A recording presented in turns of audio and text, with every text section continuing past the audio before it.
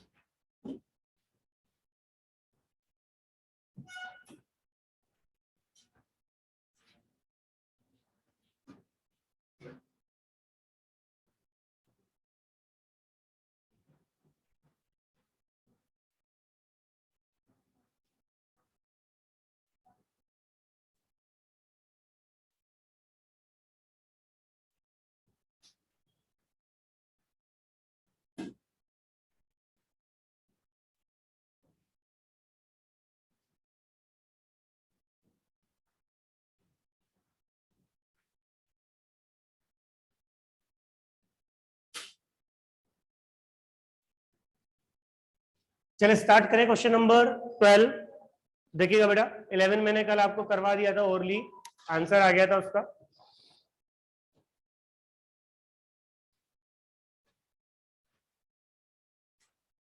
चलिए question number 12 क्या बोल रहा है, the balances of S limited, the balances of S limited as on 31 March 2019 are as follows. आपको 5% नॉन पार्टिसिपेटिंग प्रिफरेंशियल्स दे रखे 3,75,000 के, आपको 7,500 इक्विटी शेयर्स दे रखा है 7,50,000 का, आपको रिजर्व्स दे रखे हैं इंक्लूडिंग प्रोविजन फॉर टैक्स, मतलब आपने इस साल प्रोविजन फॉर टैक्स बनाया 1,12,500 का बनाया बेटा।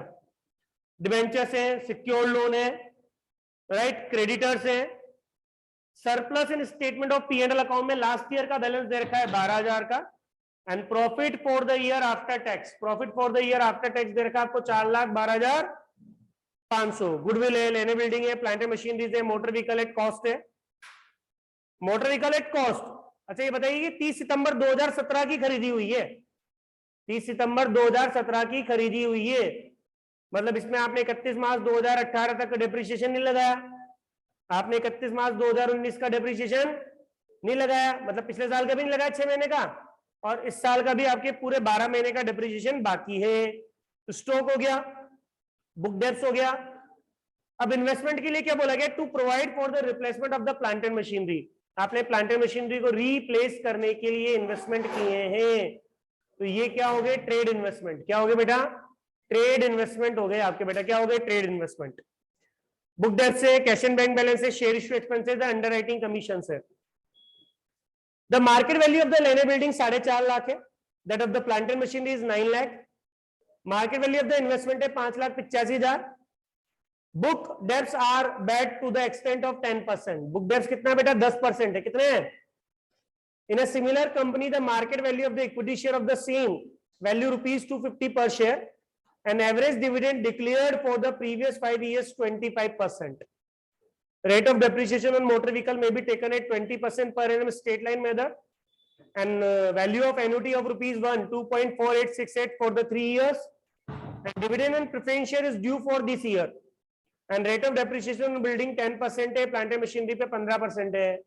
एक बार बताओ, क्या पिछले सालों के आपको प्रॉफिट दे रखे हैं क्या, कोई पिछले सालों का कोई एडजस्टमेंट है क्या कोई एवरेज लेना है क्या?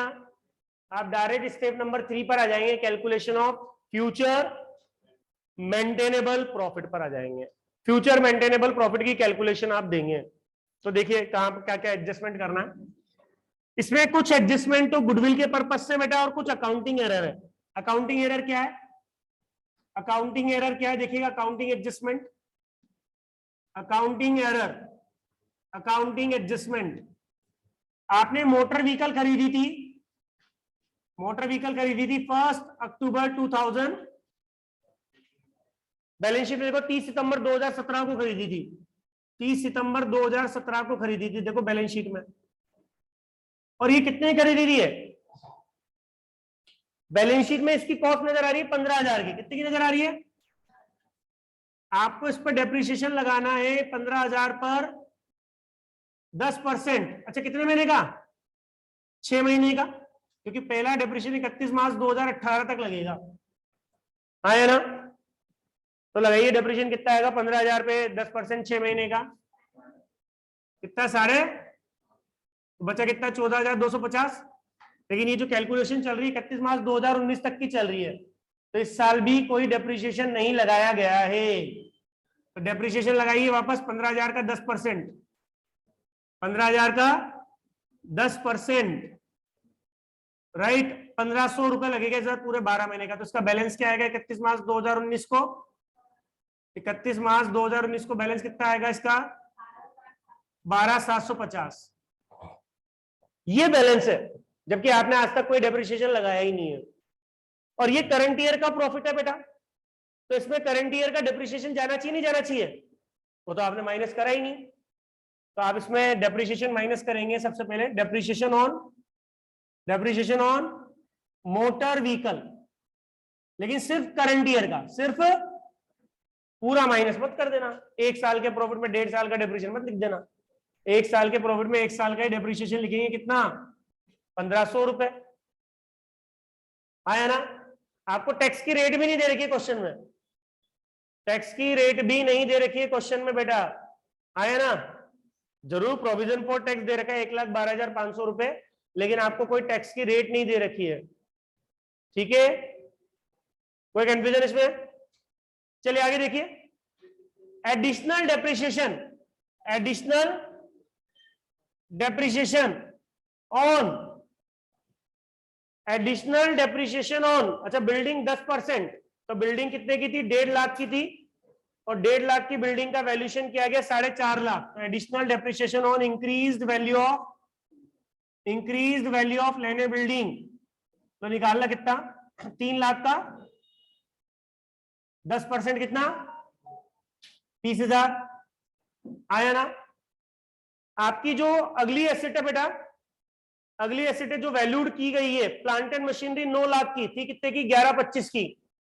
तो इसका saving in depreciation on decreased value of plant and machinery 11,25,000 minus 9 lakh, 2,25 का कितना परसेंट? 15% निकालना कितना बेटा? ये 33,750, आया ना? ये एडजस्टमेंट गुडविल के पर्पज से, ये अकाउंटिंग एरर है। अच्छा एक जगह और कुछ दे रखा है आपको, बैड डेट्स भी दे रखे हैं। क्या दे रखे? Book debts are to the bad debts to the extent of 10%। तो बुक डेट्स कितने थे आपके? बुक डेट्स कितने के थे? 1.5 लाख के थे। कितने के थे? अब इसमें 10% क्या हो गया? बैड डेट्स 15,000, तो ये बचे कितने? 1 लाख। ये भी अकाउंटिंग एरर है, लाइक आपने बैड डेट्स हो गए थे लेकिन राइट ऑफ नहीं किए, तो करिए minus bad debts. Bad debts कितने होंगे बेटा? माइनस 15,000, आया ना? और कोई एडजस्टमेंट है क्या बेटा? देखिए लेने बिल्डिंग का डिप्रेशन हो गया, मार्केट वैल्यू ऑफ इन्वेस्टमेंट यहाँ आएगा ही नहीं बेटा, तो निकालना एक बार कितना आ रहा है, कैलकुलेट करना इसको। 399 कैलकुलेट करो इसको एक बार, प्लस माइनस चेक कर लो, फिर क्या छूट रहा है?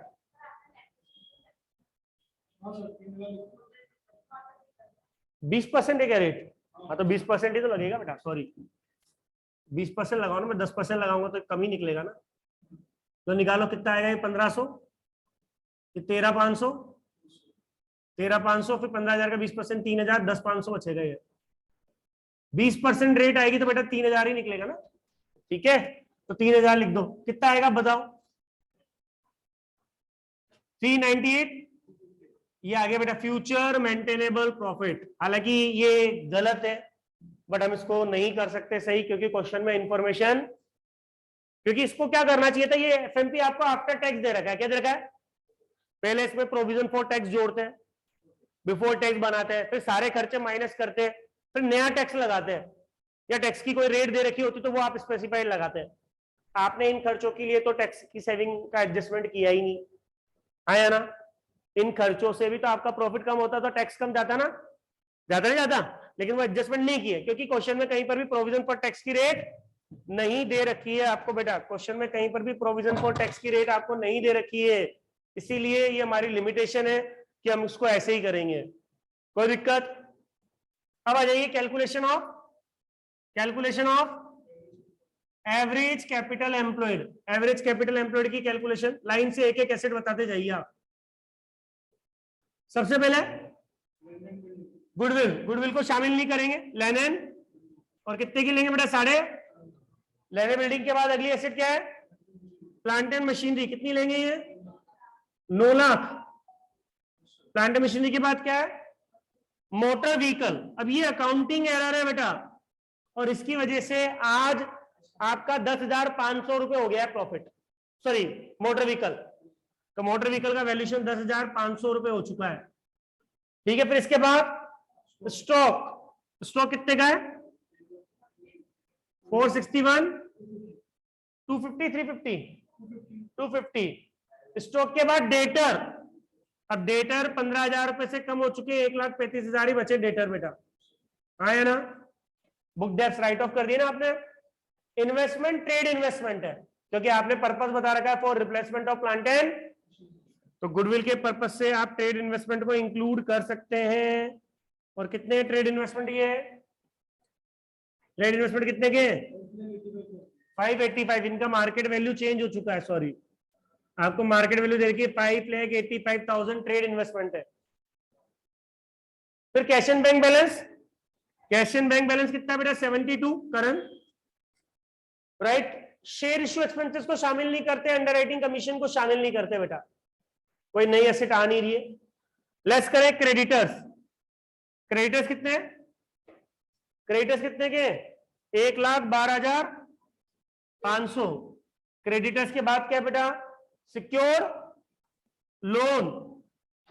सिक्योर लोन कितना है? 75,000 का सिक्योर लोन है बेटा। सिक्योर लोन के बाद क्या है? डिवेंचर्स। डिवेंचर्स कितने के? 3,75,000 के बेटा डिवेंचर्स, आया ना। डिवेंचर्स के बाद है प्रोविजन फॉर टैक्स।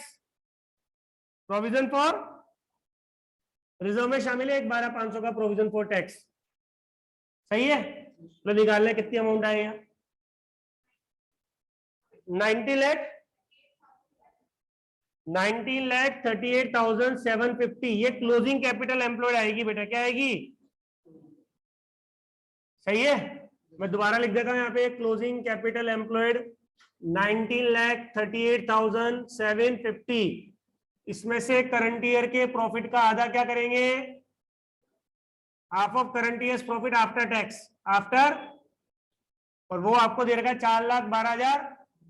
लेकिन अगर कोई अकाउंटिंग एरर है, अगर कोई अकाउंटिंग, तो उसकी वजह से आप प्रॉफिट कम करेंगे यहाँ पे। और 2 अकाउंटिंग एरर है, एक बेड डेप्थ राइट ऑफ नहीं किया, और मोटर व्हीकल पर आज तक डेप्रिसिएशन ही नहीं लगाया था, तो उसका इस साल का डेप्रिसिएशन कितना? 3,000। बेड डेप्थ कितने हैं? इसका आधा निकालना बेटा, करेगा आप 1,97,000। लो बताना कितना आएगा एवरेज कैपिटल एम्प्लॉयड? चेक कर लो आप, अच्छा, इस क्वेश्चन में एनआरआर नहीं गिवन है, तो एनआरआर की कैलकुलेशन भी देख लेना क्या होगी, नॉर्मल रेट ऑफ रिटर्न की कैलकुलेशन। आपको एक लाइन दे रखी है point number 4, in a similar company the market value of the equity share of the same par value 250 per share and average dividend declare for the previous 5 year is 25%, और share की face value कितनी है, 100 रुपए। तो dividend का amount तो बेटा किस पे कैलकुलेट होता है, फेस वैल्यू पर। ये face value into rate percentage, तो 100 रुपए पे आपने 25% डिविडेंड दिया, रुपए 25, और एनआरआर का जो फॉर्मूला होगा वो क्या होगा, dividend amount divide by market price into 100। मतलब आप 25 रुपए डिविडेंड देते हैं, अगर किसी ने 250 रुपए में शेयर्स खरीदा है तो उसको 10% तो रिटर्न मिलता ही है। हाँ ना, बात समझ नहीं है? मतलब कोई आपकी कंपनी में इन्वेस्ट करे, कोई बात है, नॉर्मल रेट ऑफ रिटर्न क्या है, तो उसको आपकी कंपनी का शेयर खरीदना पड़ेगा, और शेयर कितने का मिल रहा है, 250 रुपए का, और उसके बदले डिविडेंड कितना मिलता है, 25 रुपए। कितना मिलता है? तो डिविडेंड की रेट उसको क्या बढ़ रही है, भले ही कंपनी 25% डिविडेंड दे रही है, भले ही कंपनी 100 रुपए में 25% डिविडेंड दे रही है, 25 रुपए, लेकिन उसको तो 10% ही बढ़ रहा है, क्योंकि उसने 100 रुपए का शेयर कितने में खरीदा है, 250 में। आया ना? तो ये एनआरआर होगी इसकी 10%। क्या होगी बेटा? अब निकालिए आप स्टेप नंबर 3 में कैलकुलेशन ऑफ नॉर्मल प्रॉफिट। ये नॉर्मल प्रॉफिट की कैलकुलेशन, और नॉर्मल प्रॉफिट की कैलकुलेशन क्या होगी बेटा, average capital employed, average capital employed into normal rate of return. Low, average capital employed 17,41,500 into 10%, कितना आएगा ये, 1,74,150। ये बात समझ में? लो निकाला super profit. Super profit, calculation of super profit, super profit की कैलकुलेशन क्या होगी, सुपर प्रॉफिट की कैलकुलेशन क्या होगी, एफएमपी माइनस नॉर्मल। एफएमपी कितना है, 398,250 माइनस 174,150, कितना आएगा बेटा ये, 224,100। और स्टेप नंबर 5 में valuation of goodwill, valuation of, और मेरे ख्याल से super profit into annuity value से दे रखा है ना, तो goodwill is equal to super profit into annuity value. तो सुपर प्रॉफिट आपका दे दिया गया है 224,100 इंटू 2.4868। लो निकालो कितना आ रहा है, 292। ठीक है, 557,292। नोट कर ले इसको, ये क्वेश्चन हमारा कंप्लीट हुआ।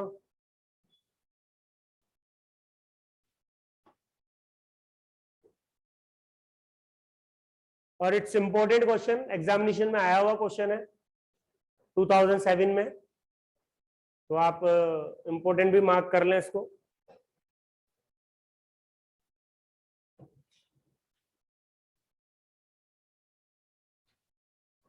इधर कोई डाउट, महिमा यामिनी?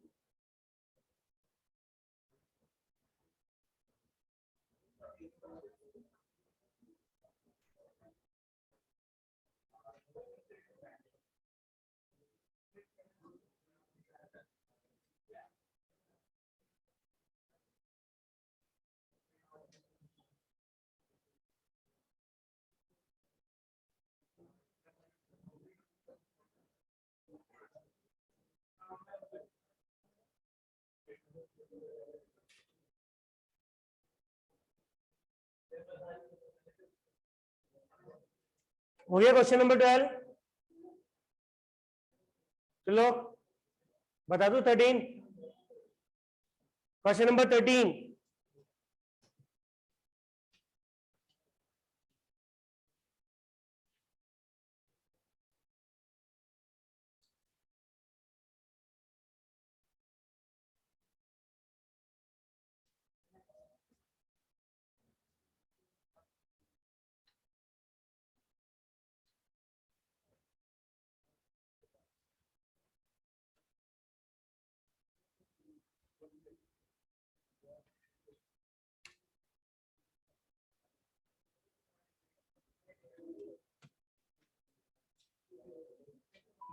बिठा दे, समझ में आ गया?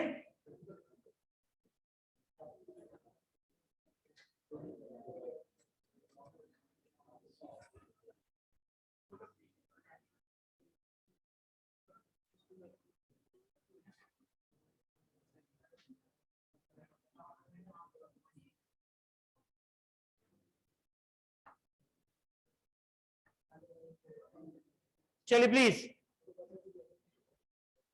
देखिएगा क्या बोल रहा है क्वेश्चन आपका। Question number 13। Mister Sonu runs a general store. His landlord to whom he pays 700 per month as rent. Mister Ronu मतलब मिस्टर सोनू, ठीक है, एक जनरल स्टोर चला रहा था जिसमें 700 रुपए पर मंथ वो अपने मालिक को किराया देता है, लैंडलॉर्ड को, ठीक है। Is interested to purchase the business, business खरीदने के लिए राजी है। कौन? उसका landlord. For the purpose of the goodwill agreed to be valued at 3 years purchase of the future maintainable profit. FMP का 3 गुना बेटा, सुपर प्रॉफिट तक नहीं जाना आपको। The net profit of the past 4 years 1 lakh 1 4 120 150। तो बेटा प्रॉफिट इंक्रीजिंग ऑर्डर में, लेकिन कभी भी यहां नहीं देखना होता वेटेड एवरेज। आप जब एडजस्टमेंट कर लेंगे, आप जब एडजस्टमेंट पास्ट ईयर के अगर कोई एडजस्टमेंट है वो कर लेंगे, उसके बाद पता लगेगा कि वेटेड एवरेज लगाना है या नहीं लगाना है, क्योंकि इसमें पास्ट ईयर के एडजस्टमेंट भी बेटा देखो क्या बोल रहा है।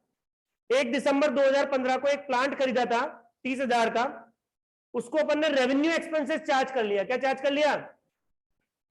और कंपनी 10% डेप्रिसिएशन लगाती है डब्ल्यूडीवी बेसिस पर।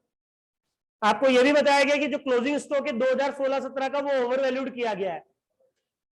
और to cover the management cost of an annual charge of ₹24,000 should be made for the valuation of goodwill. आपको ये एक फेयर रेम्यूनरेशन या मैनेजमेंट की जो फेयर कॉस्ट है वो आपको कंसीडर करनी है। ये एवरेज के बाद आप कर लेना, ठीक है, क्योंकि जो एडजस्टमेंट है ना बाकी तो वो पर्टिकुलर ईयर से रिलेटेड है। किससे रिलेटेड है? वो एडजस्टमेंट से पहले होंगे, एवरेज से पहले होंगे, सॉरी, और ये एवरेज के क्या होंगे। तो स्टार्ट करिए सबसे पहले step number 1, calculation of adjusted profit. Adjusted profit की कैलकुलेशन तो बताइएगा ईयर क्या क्या है। ईयर 31 मार्च 16 17 18 19, ये ईयर एंडेड है। 31 मार्च 16 17 18 और ये 19। 31 मार्च 2016 17 18 19। अच्छा प्रॉफिट कितना गिवन है? प्रॉफिट गिवन कितना है? ₹1,04,000 1,20,000 1,80,000। ये प्रॉफिट आपको गिवन है, चेक कर लो सही लिखा है, 50 है। चलिए 150 है बेटा। अब देखिए on scrutiny of the account, on scrutiny of the, आपने जब अकाउंट्स को चेक किया, that the following facts are revealed, like on 1 December 2015। अब देखो दिसंबर 15 कहाँ आएगा बेटा, 15-16 में आएगा, दिसंबर 15 तो आएगा नहीं आएगा। और आपने एक प्लांट खरीदा था 30,000 का, जिसको आपने रेवेन्यू एक्सपेंडिचर चार्ज कर लिया, तो वापस से जोड़ दीजिए, वापस से आप जोड़ दीजिए, capital expenditure charged as revenue, ये मैंने वापस से जोड़ दिया 30,000, और डेट लिख रहा हूं मैं यहाँ पे 1 दिसंबर 2015, सही है। लेकिन जैसे ही आप इसको रेवेन्यू चार्ज करोगे, अब इस पे क्या लगाना स्टार्ट करोगे, आप डेप्रिसिएशन लगाओगे। डेप्रिसिएशन यहां से लगते हुए 3 सालों में लगेगा। डेट देख लीजिए ढंग से वापस, 31 दिसंबर 2015, और डेप्रिसिएशन की रेट है 10% per annum on the WDV basis. तो लगाइए 30,000 का 10% पहली बार लगेगा 4 महीने का, दिसंबर जनवरी फरवरी मार्च, कितना हो गया बेटा ये। लेकिन अब लगेगा 29,000 का 10%, 29,000 का पूरा 10% 12 महीने का, डब्ल्यूडीवी मेथड। फिर लगेगा 29,000 में से 2900 गए, 26,100 का 10%, 2610। फिर आगे चलो, 23,490 का 10%, 23,490। ये बात समझ में, ये डेप्रिसिएशन, कोई दिक्कत। अच्छा, क्लोजिंग स्टॉक 16-17 का, 16-17 मतलब यहां पर ओवर वैल्यूड कर लिया गया। और आपको पता है जब ट्रेडिंग अकाउंट बनाते हैं उसमें क्लोजिंग स्टॉक क्रेडिट साइड दिखाया जाता है, तो अगर क्लोजिंग स्टॉक ज्यादा दिखा दिया तो प्रॉफिट बढ़ जाएगा, और वो क्लोजिंग स्टॉक अगले साल का क्या बनेगा, ओपनिंग स्टॉक, तो अगले साल प्रॉफिट क्या हो जाएगा, कम हो जाएगा। तो आपने ज्यादा दिखा दिया, प्रॉफिट बढ़ गया, वापस कम करो, और अगले साल वो ओपनिंग स्टॉक बन गया तो प्रॉफिट कम हो गया, वापस से। तो यहां पर हमको क्या करना है, ये over valuation of closing stock, over valuation of closing stock 12,000 क्या करेंगे, माइनस करेंगे यहां से। लेकिन ये ओवर वैल्यूएशन कहलाएगा कब का बेटा, ओपनिंग स्टॉक का, किसका, अगले साल, अगले साल। तो यहां क्या कर देंगे, 12,000 ऐड हो जाएगा। अब निकालना आपके एडजस्टेड प्रॉफिट क्या आ रहे हैं, adjusted profit 1 lakh plus 30 minus 1, 129, 89, 100, 1, check कर लेना बेटा एक बार ये, और 150 में से 2349 गया, 14651, चेक कर लें आप। अब बताओ क्या लगेगा, simple average weighted average, simple average लगेगा। Step number, calculation of average profit, average adjusted profit, simple average, simple average. और एवरेज क्या आएगा बेटा, एवरेज क्या आएगा, average profit is equal to total profit divide by total profits divide by number of years. लगाओ total 129 plus 89 100 plus 129,390 plus 147,651 divide by 4 करिएगा, average. हाँ ईशान समझ में आया, करण चलो। Step number 3, calculation of future maintainable profit, average adjusted profit 1 2 3 7 8 5 minus management cost, management cost fair कितना 20, तो निकालना एफएमपी कितना आया,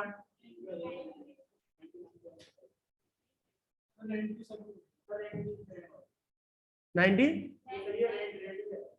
अच्छा रेंट भी है क्या, हाँ रेंट कितना है, रेंट की सेविंग होगी, sorry saving of rent, saving of कितना बेटा, रेंट बच जाएगा ना, प्लस हो जाएगा ये, आया ना। लो जोड़ो, ये माइनस करो, ये प्लस करो, 108, ये एफएमपी कहलाएगा। लो निकालना स्टेप नंबर 4 में गुडविल का वैल्यूशन।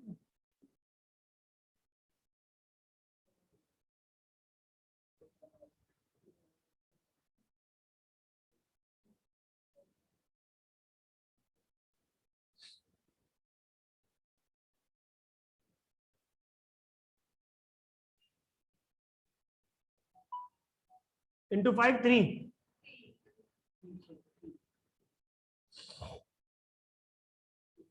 3 to 4,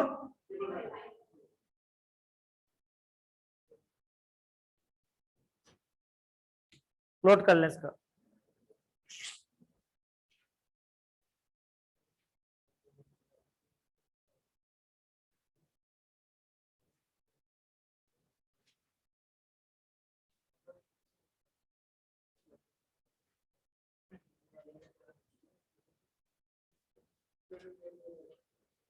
महिमा वॉइस क्लियर है?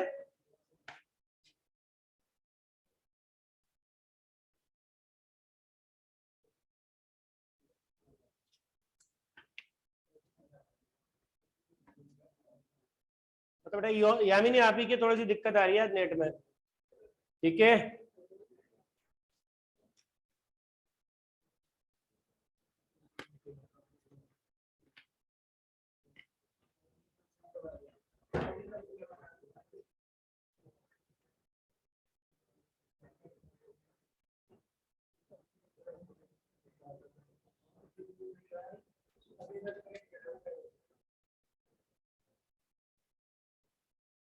क्या हो गया?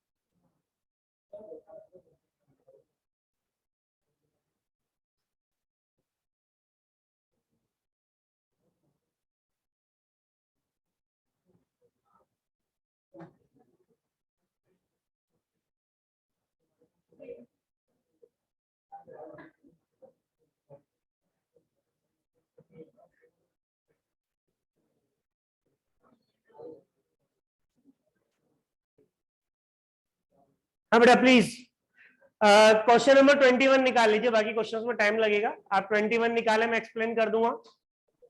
इसको आपको होमवर्क में करना है, समझ ले। बीच के क्वेश्चन करेंगे, खत्म नहीं करा चैप्टर, बट है ही नहीं 21। लास्ट क्वेश्चन 20, देखो जिसका आंसर एक्चुअल एवरेज प्रॉफिट दे रखा है 2,25,000, एक्चुअल एवरेज प्रॉफिट दे रखा है 2,25,000, मिल गया। The information relates to the business of a sole trader. अच्छा नेट एसेट कितनी दे रखी है, और 10% गवर्नमेंट सिक्योरिटीज। अब ये बताइए गवर्नमेंट सिक्योरिटीज ट्रेड है या नॉन ट्रेड है? नॉन ट्रेड है।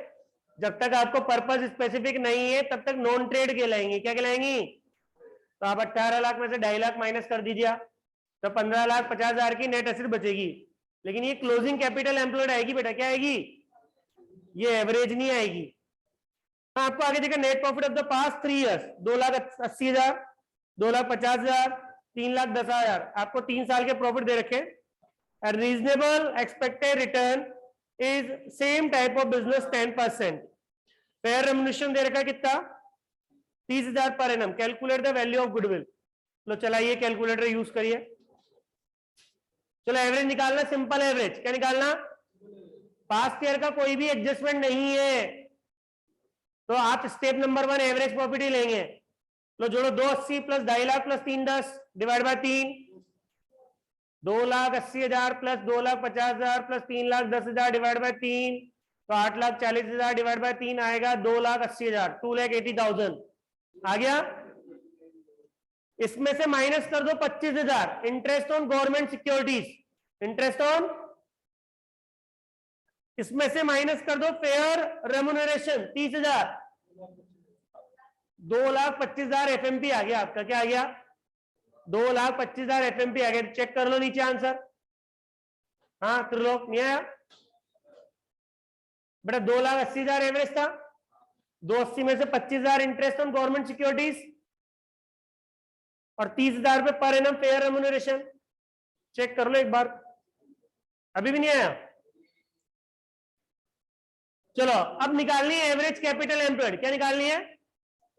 तो 18 लाख में से 2.5 लाख तो पहले इन्वेस्टमेंट के गायब करो, 15 लाख और 15,50,000 में करंट ईयर के प्रॉफिट का आधा, 3,10,000 का आधा, 1,55 करिए। 15,50,000 माइनस 1,55,000,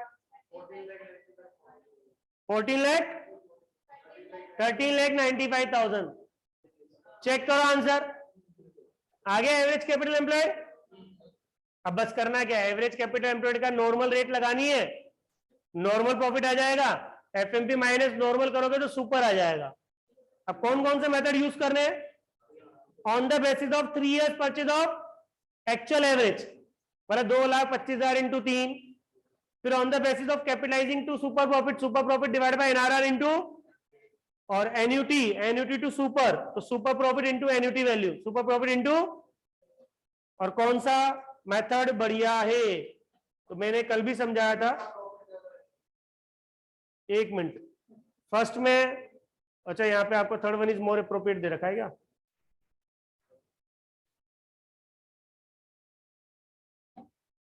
जिसकी गुडविल सबसे कम आ रही है तो उसमें भी करेक्शन कर लेना बेटा। फिर कौन सा क्वेश्चन था कल? वो कौन सा क्वेश्चन था? 19 था? नहीं 9 था।